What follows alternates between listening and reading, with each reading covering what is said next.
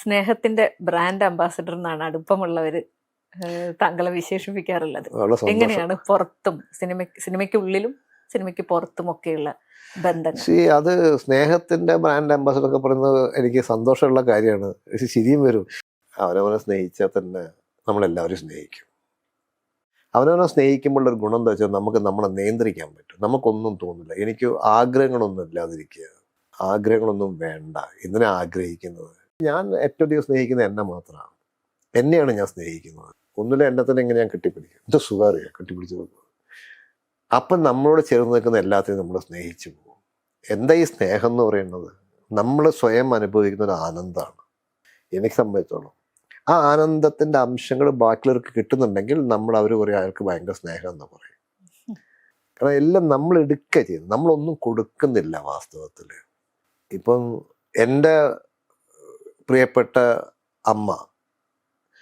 അമ്മയ്ക്ക് ഞാൻ ഒന്നും കൊടുത്തിട്ടില്ല. അമ്മയിൽ നിന്ന് എടുത്തിട്ടേ ഉള്ളൂ.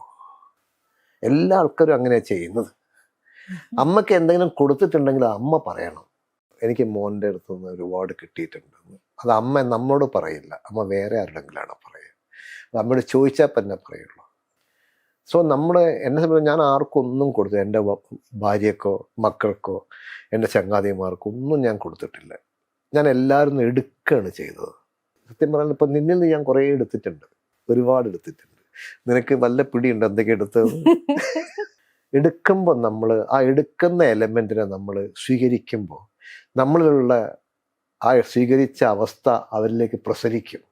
അങ്ങനെ ഞാൻ ഒരുപക്ഷെ ഒരുപാട് കാര്യങ്ങൾ പ്രസരിപ്പിച്ചിട്ടുണ്ടാവാം. അത് ഫിലോസഫിയോ എൻ്റെ വീരവാദമോ ഒന്നുമല്ല, ഞാൻ സത്യം പറയും.